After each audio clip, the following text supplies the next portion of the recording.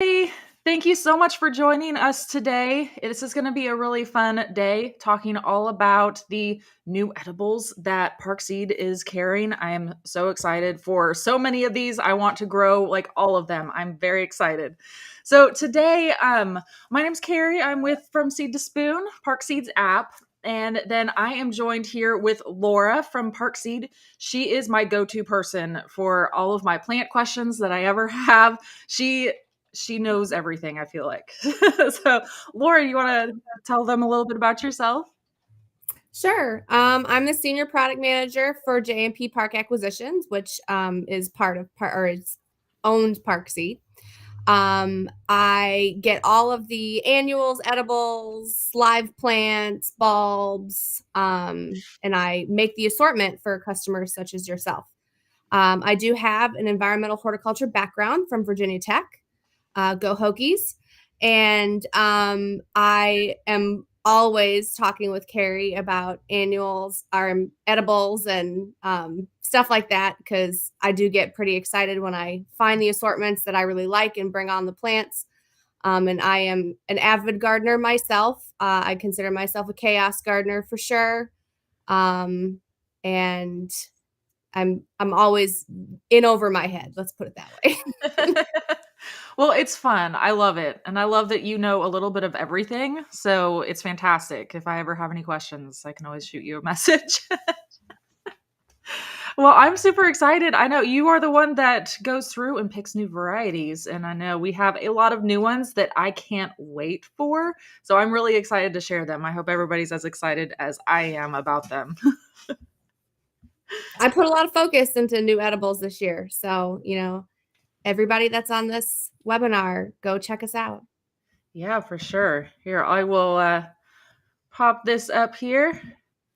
And we have several new varieties that we're going to be talking about today. And if you'll notice too, there's a QR code next to every name of the plants that we're talking about too. So if you wanted to go to the product page and read more about it or shop them, you can scan any of the QR codes that you see throughout here. You want me to keep going? Yeah, I'll send it over to Laura. I'm going to go ahead and just jump right in and talk about what Carrie's showing right now, which on the left is going to be the goji firecracker berry or a goji berry. Those aren't new to the market anyway, but this is a fairly new cultivar for Parkseed.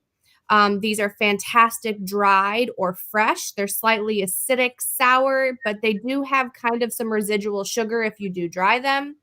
Fun fact, these have 250% of your daily vitamin A.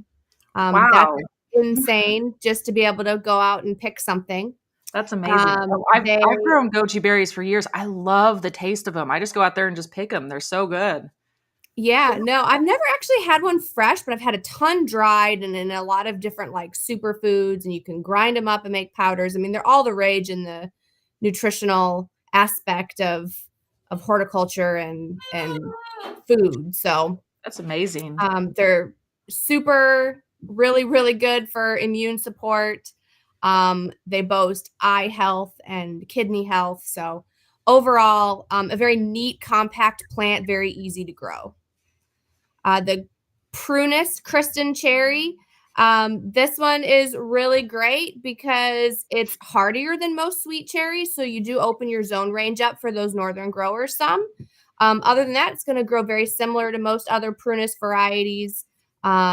Great for fresh eating, pies if you want to take the time to pit everything, but that's not who I am. So I'm sure there's a lot of people out there that just really like the benefits of eating them fresh.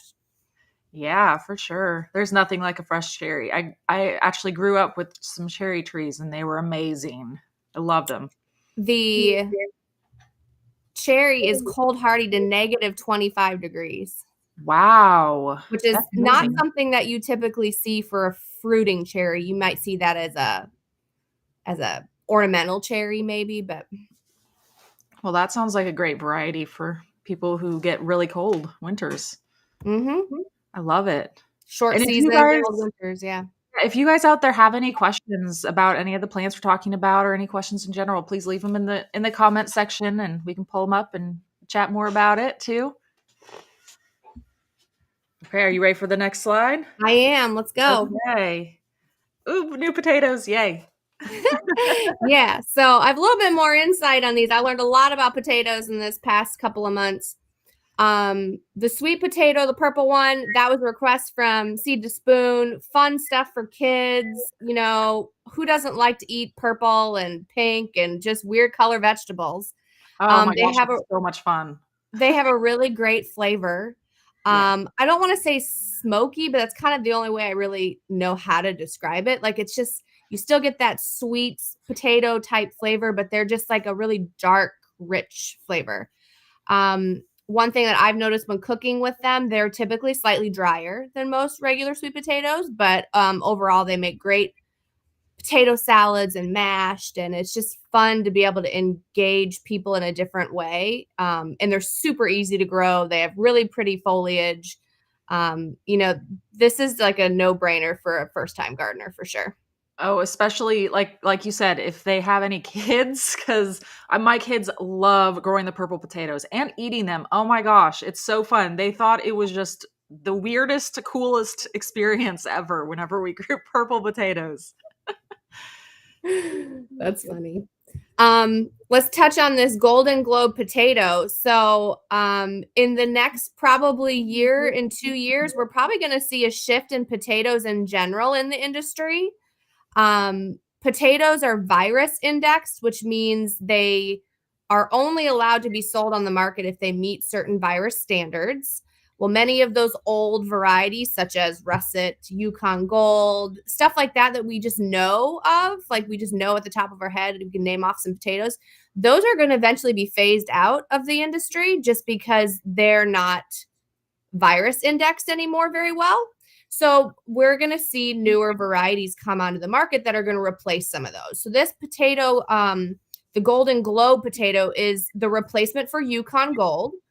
It's going to have the same kind of flavor profile, rich, buttery, light, like a real light skin. So it's not overwhelming. I know some people don't like potato skin or even mashed potatoes. Like you really don't have to do much with these potatoes. You can cook them and eat the whole darn thing and not even know you're eating potato skin and getting all the nutrients and the value for it.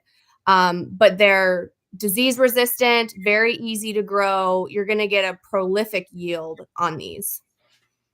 I love it. I'm definitely going to have to try those out myself too. Low starch, so real good for, you know, considering a potato on the glycemic index. Great. Oh, and new grapes.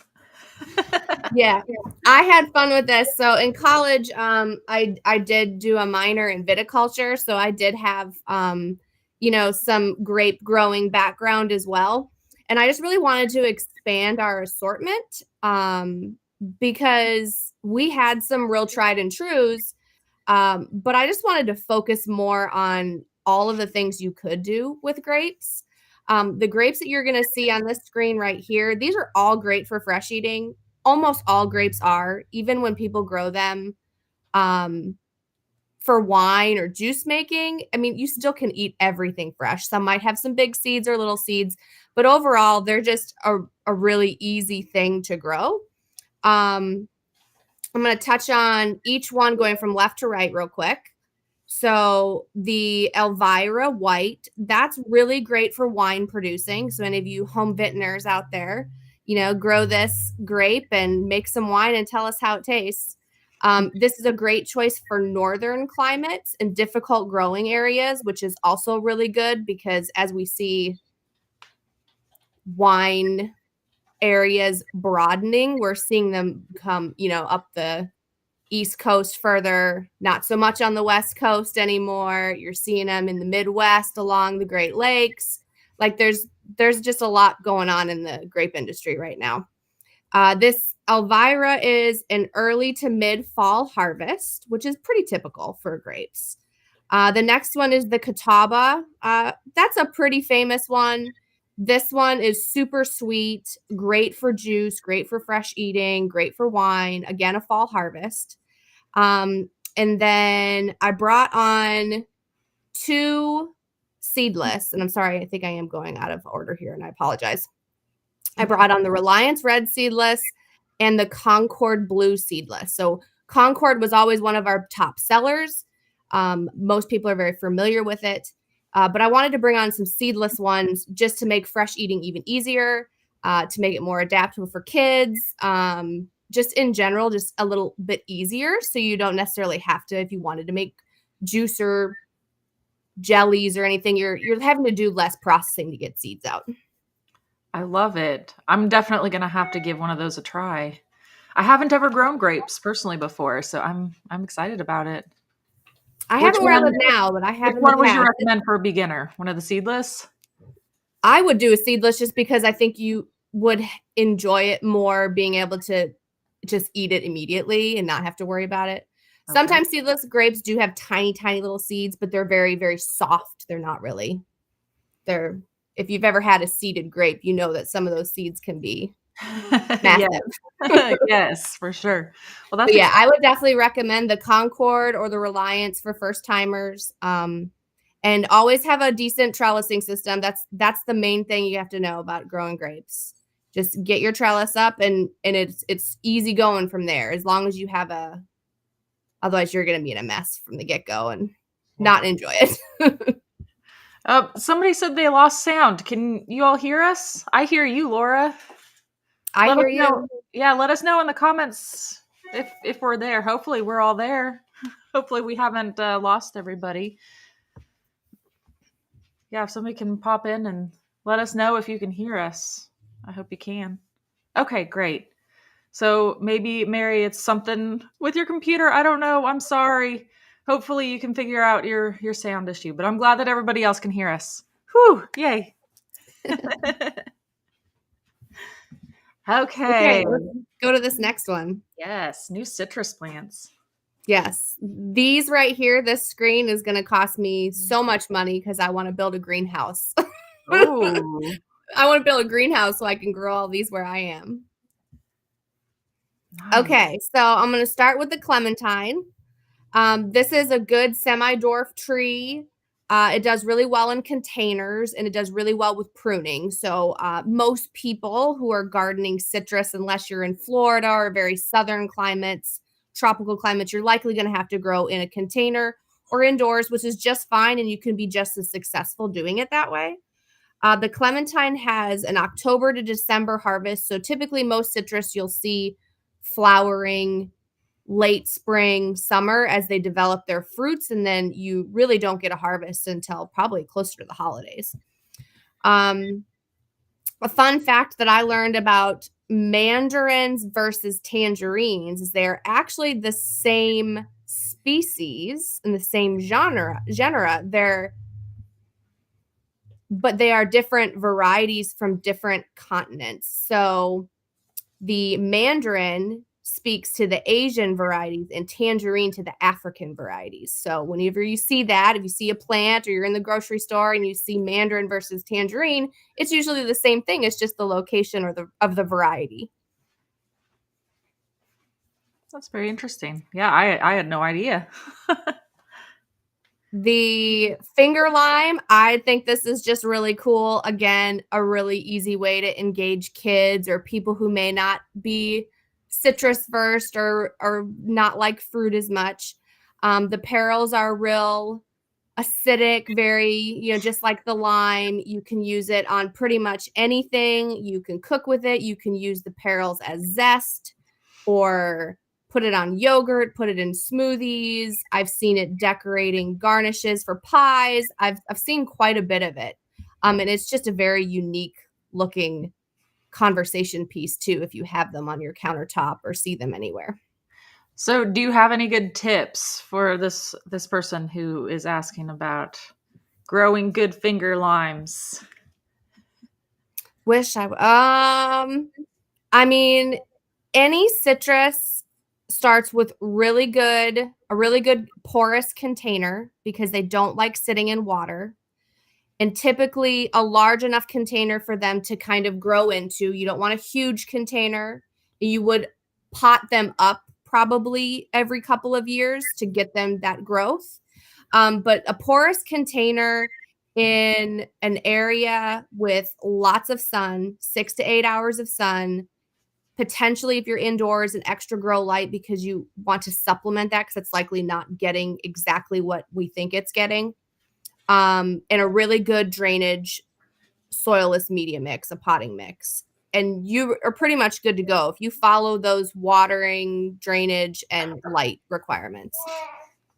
Great. Yeah. Somebody else was asking about citrus growing in containers, and absolutely. I know that's pretty much the only way that I've ever grown citrus That's the myself. only way I have ever grown to. Yeah. Yeah, they work great. And we grow all of ours in smart pots, and they're these fabric raised beds. They're super, I mean, they have these containers with handles too, so it makes it movable. They work perfect for us. We love them. You can get them, I mean, anywhere from like 1 gallon up to like 25-gallon containers. Like they're amazing for growing citrus. And for all those people who want to grow in containers and have to essentially be inside for the most part, don't panic if your lime tree or lemon tree loses its leaves in the wintertime. It's just a little bit confused. It means it typically needs a little bit more heat, a little bit more humidity, but your plant is not dying just because the leaves senesce off.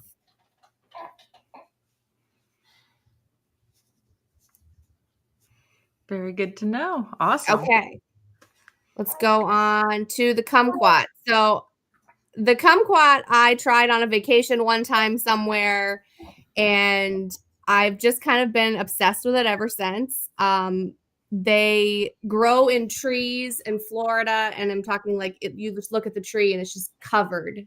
It's just covered from branch to branch with these tiny little, almost, they just look like mini oranges is what they look like. But the whole fruit is edible. Everything that you see in that picture, the flesh, the skin, the seeds, you eat the whole thing whole. Like there's no peeling, there's no nothing. So they're real citrusy. I've seen a lot of people make marmalades, jellies. You see a lot of that kind of stuff at farm stands in Florida. And I just thought it was just really cool. And I hope that I can grow them where I am at some point too. And I do plan on trying. Something that we could try to grow indoors? Because I would love to try. Yes. My house is over inundated with plants, so I have to I have to plan a little further out in order to do that. But it absolutely could be started indoors. Always move it out during the summertime, even if you're in like zones 4 or 5, just because they really like that direct heat and sunlight. Always bring your citrus inside anywhere close to 45 degrees or less. I had to pop up this comment because I did a little giggle and I was like, oh, everybody needs to know what I'm giggling about over here. Kumquat is a curse word. I thought it was funny. That is pretty good. I love it. No, it's a silly word, but it is. I believe the variety is actually called Fukushu kumquat is this variety. But in general, it's very standard for a kumquat. It's not a super unique variety in any. Great. Okay, I know I've said I'm excited about every slide, but I'm very excited for this one too. I want the passion flower so bad. I want passion fruit. Yeah, I'm actually going to try to grow the passion flower outside, even though it's slightly outside of my zone. I have some good areas that I think keep heat a little bit better. So I'm thinking that I'm going to try to grow it. It's a perennial vine. It's still, I think it's got a relatively low zone range though, like 9 to 11. So that's outside of my range, but I'm gonna try and see what happens. Just remember, everybody out there, those zones are really just guidances based on trials that have been done in the industry over time. So always have a good handle on where you want to plant it, because you may be able to succeed with something that may not fall within your zone. So the passion fruit is the Nancy Garrison. That's the one that's right on the left. If you can see that crazy looking flower, pollinators love this flower. Bees are obsessed with it. It's a butterfly magnet. Um, it's just really cool and space cadet looking. So, I think it's just an awesome plant because it gives you such awesome flowers and then Yeah, it's also these little beautiful. brown maroon fruits. Um, it does do well in containers too. And it has like a flavor that's kind of like banana, peach, tropical, sweet, slightly acidic flavor. You're going to see a lot of it in superfoods and uh, acai bowls that you see at fancy juice bars and stuff like that. So what a crazy cool way to have health and, save some money at the same time if you grow on your own. That's awesome. Yeah, I'm definitely gonna need to try that one too. Even though it is out of my zone range, but at least I'll have it for I could do it for the summer too, or and then bring it inside for the winter or something. Mhm. Yep. The tropical pink guava, I mean, we had to have this one just because it's probably the prettiest picture we have on all of our websites combined. Those colors are just super fantastic. The whole fruit is edible. Most people only eat the pink flesh, but you can eat all of it. It's actually an evergreen tree as well, and it can be trained into a one trunk tree or multiple branch shrub. Tolerates pruning very well. Um, and the fruit come, I think, let me just take so I believe the fruit are late summer is when you would want to see them and harvest them. So the next one is the Punica Eversweet pomegranate. Um, a lot of people think of the pomegranates in the grocery store, which are really big and red. This one is slightly smaller, and is going to have just a more subtle red hue to that skin on the outside. And as you can see, all pomegranates have flowers like this, which again is just a very, very unique, cool looking flower that would add just some just some really great whimsical value to a garden or a shrub. Um, the very unique aspect of this Eversweet pomegranate is the fact that its petals are clear. So, as a pomegranate petal, typically they'd be that dark, rich, iconic pomegranate red. These are 100% clear. So I haven't been able to find an image of that yet. I have seen one in person and they are clear. It is very, very almost eerie because you open it up and you're like not expecting it at all. But they're super sweet. You eat them exactly the same way.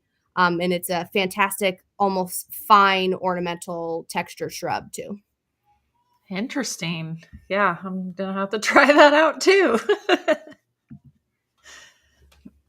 Those like drier areas like Texas. I mean, that might be kind of not exactly where you are, but they prefer more of a dry environment versus like the passiflora and the guava would probably want more of a humid environment. Okay. Okay. So let's talk about curry real quick. So this was kind of cool.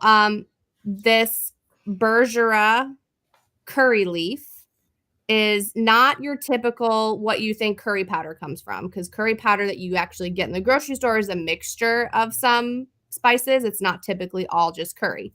It does not come from this plant.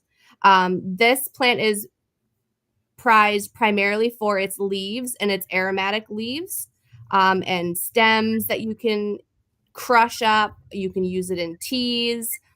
It has strong flavors that are reminiscent to like citrus and anise and almost kind of like what's that lime leaf that a lot of people use?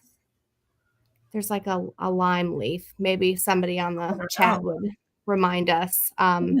There's an actual lime tree that's very similar to this. that has like a lemongrass flavor. It's used Interesting. heavily in Thai food and stuff like that. So it's very aromatic and it literally perfumes your whole dish.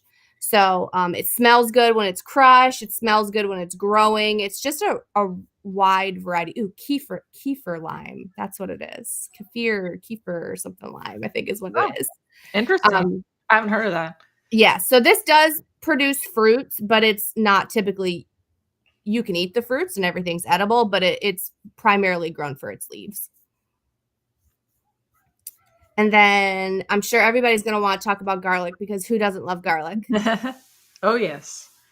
So this will be the first time that Park Seed has offered garlic in the spring. And I mean true garlic, not elephant garlic, because elephant garlic is actually from the onion family and not actually a garlic, but Oh, it's still called garlic and they're technically from the same genre, just different species. interesting. Yes. These are all silver skin varieties, and what that means is that they're soft necks. Um, I'm sure a lot of people know the difference between soft necks and hard necks, but if you don't, soft necks typically um, don't produce a flower scape when they are growing, so you don't have to chop it off or anything like that. Um, which makes you have bigger bulbs at the harvest time. And they're also can store for 9 months or more after they've been harvested and cured, which is much longer than a hardneck per se. Um, so I'm real excited about these because most garlic you plant in the fall, these you can plant in the spring. You can also plant them in the fall and they can do just fine over the winter. And you just have an extra long season, which means you'll be getting some gargantuan garlic there. But these are nice because you can plant them in the spring and because they are later harvested, you still have that growing time and you still have that ability to store. So We did have a great question from somebody that is in Zone 8A. They were asking if it was too late to start garlic. Zone 8A, no, Yeah, it sounds like especially not with these silver yeah, it skins. sounds like these varieties would be great. These are perfect for that. Yeah, even with traditional garlic, like we've done in the past, like we've done the freezer trick where we like trick it into thinking that it's gone through a winter. So we Yep. put the garlic bulbs into some soil and put it into the freezer for a few weeks, and then we take it out and plant it. It Yep. actually works. That's called vernalizing. Yeah, we can trick it. Yep. You trick it into thinking it had its cold hours. Okay. I see a comment. Can I read it out loud? Oh yeah, which one? I can pull it up. From Marie. This one right here. Yeah. Okay. I always thought that hardneck was the long storing type too until I started working very closely with some of the garlic producers in the industry. So I had that totally backwards. The soft necks were the long storing type. So Oh, that is interesting. Yeah, I always have to look it up myself. So. yeah, no, and I up until recently I was always looking it up too. And you go down these rabbit holes, and when you're a plant nerd, you're just like, oh, really? So Wendy was saying that she was trying to order garlic. Do we have? um We'll check in on it. yeah, I was on there this morning and they were there. It might be only certain Yeah, varieties. I was just about to say it might have been a different variety because all of these silver Mhm. skin ones, I believe, because I was actually on there this morning too, and it didn't say. Yeah, it said that all these were in stock. So check out Yeah. these ones. So Wendy, scan that QR code right next to that garlic, and it'll pull up all of those 9 new ones that we have available, and that all of those are in stock right now.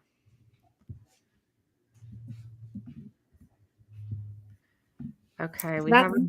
that's all I have, so we can just keep going on with questions. Yeah, if you guys have any questions, pop them in, and we'll do our best to answer any questions you have.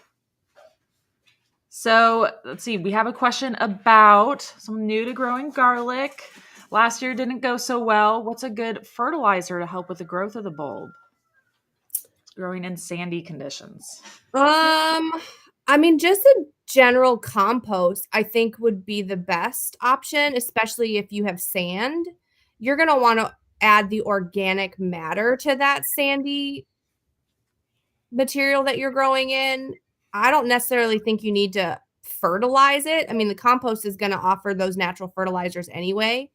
I think just doing a compost dressing when you plant it and then keeping an eye on it should just be fine. I really do think that just adding a good compost to your sand would help tremendously. Yeah, I 100% agree with that. Yeah, for sure. Yep. And one thing that I've learned with garlic is harvesting can be a little tricky sometimes. You read a lot of things out there. Typically, once you have about 3 to 6 leaves from the bottom going brown, you just want to stop watering it. Stop, totally neglect it. You don't want to do anything else because that's when it's starting to take all the energy going to that bulb, making it all garlic and delicious. And then once those start to die, you can then pull them. So, Great. Oh, I popped up this question because so for me, I mean, I honestly just do it for a couple weeks. I don't think there's any specific time frame. Do you like? I think it just needs to be enough time for it to trick it and think that it has gone into a winter.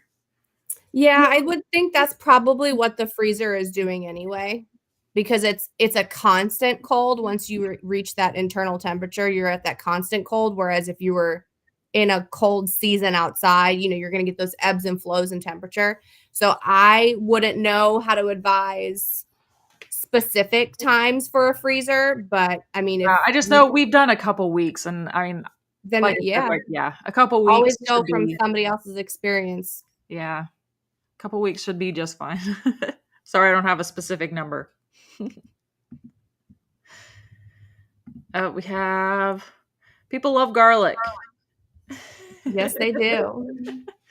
So Marie has a question about if it's only silver skins that can plant now, or if there is other varieties that they can plant. So, like I mentioned, you can really plant all garlic at any time. The difference is when it's going to be ready to harvest. Um, Most other varieties that are not silver skin, you would want to plant in the fall because you want it to have that cold time. But like Carrie said, she's tricked those varieties too. So, you can really grow anything. It just depends on how much you want garlic and when you want it. I'll tell you right now, I started growing garlic and dabbling in it just because it's a super low maintenance, have to do nothing, have to you really don't have to do anything. I have grown garlic and not trimmed the scapes. I have literally neglected every piece of garlic that I've ever had, and I got some massive baseball sized garlic this past year. So I just like it because you can plant it everywhere. It's a pest deterrent. Bugs don't like to eat it. It does well with almost every herb. It does well with tomatoes and all kinds of stuff. So just think of it as you're going to get garlic, whether it's this season or in another season, you're just going to have that much more of it. Yeah, for sure. That's exactly my experience with it too. Mhm. Because we don't do any of those extra things too. We just leave it be, let it grow. Yeah. And just sometimes, like, I'm still pulling stuff. What is it? It's January. No, it's sorry, February. I'm still pulling random stuff out of my garden from the fall stuff that I had. There's a few spring things in there. Like I'm pulling turnips out and carrots that were forgotten. And it's just kind of fun also to just, when you're not really in gardening mode or gardening season, you're still pulling stuff out. So, Yeah, that is really fun. mhm. So we had a question from Rebecca that so she's gardening in containers. Is there any tricks that we should give her for growing garlic in containers? Garlic grows great in containers. It is fantastic. You can literally just pop cloves in and just watch it grow. So it's the same kind of thing. You want a real loose soil media mixture. You do not want it to be heavy clay or anything like that because you want space for that bulb to grow. So keep that in mind too. Spacing is probably a little bit more of a concern in a container. So if you have like a real small terracotta pot or a small plastic pot, maybe only put one clove in there so you can have a real good size bulb. If you have a larger container, you can kind of space out that so you can get a couple different bulbs in there. But other than that, again, very super easy to grow. You can almost neglect it. You can almost never water it. So Yeah, that's great advice. Okay, so if one planted in the fall with garlic, he should expect it in the spring, early summer, right? typically, what I've seen, also, I'm a very late harvester just because I'm just kind of looking for when those leaves die. I'm usually seeing it in summertime, usually, and it does depend on the variety. Um, but those leaf indicators are usually the best way to know when to harvest is when you start to see it almost looks like your plant's dying, but it's not. Yes. Yes. It is scary if you're a first time grower. You're like, oh no, Right. what happens? Yep. You'll see it first. It'll be just like one leaf that just kind of turns brown and just droops, and then it'll be another one and another one. Well, I'll pop this one up just because I know we're not talking carrots, but it is very. I mean, I'll pop that up. So, tips for growing carrots: planted them and never grew. My biggest tip that I have for carrots is just you need to make sure that the soil stays moist, and that can be difficult because, especially with carrots, it can take a while for them to germinate. And a lot of things can go wrong. You can forget. But what we do, we like to put down some burlap over the soil and water that burlap. And then while it's germinating, and then once it germinates, just make sure you remove the burlap. But it kind of helps to keep the moisture in if you're having difficulty keeping it moist. Do you have any other Campbell tips? 1967, I'm right there with you. I am not a professional carrot grower. I try and try and try, and I will continue to try because it's not going to beat me. But I feel you. Just keep trying. That's all. You'll find a variety For that you sure. like. I've always struggled with my mounds never stay mounded. We have a lot of clay soil here, so I've got a lot of amendments to try to keep that soil real aerated for root stuff. I've struggled with rooting vegetables in general. Most of my gardening career being in South Carolina. So, but every year it gets a little better. I got 6 carrots that I just found. They didn't grow where they wanted to grow, I guess, and so they found their own spot that they liked. That's awesome. I love it. But, I had a meal worth of carrots and can't complain. Yeah, that's amazing. Don't stress out, just keep trying. That's all you gotta do. Yeah, just try to keep it moist. Well, very good. Awesome. Well, thank you so much, Laura, for joining today and talking all about these new edibles that we have. And then thank you everybody for joining us. This has been so much fun. I love talking about all of these new varieties that we have. And if you guys do have any questions at all after the fact, please feel free to leave them in the comments and we can get back with you there too. So, okay. Well, thank you so much. See you guys hopefully in another month so we can talk about some more new plants. Yeah, we'll see y'all later.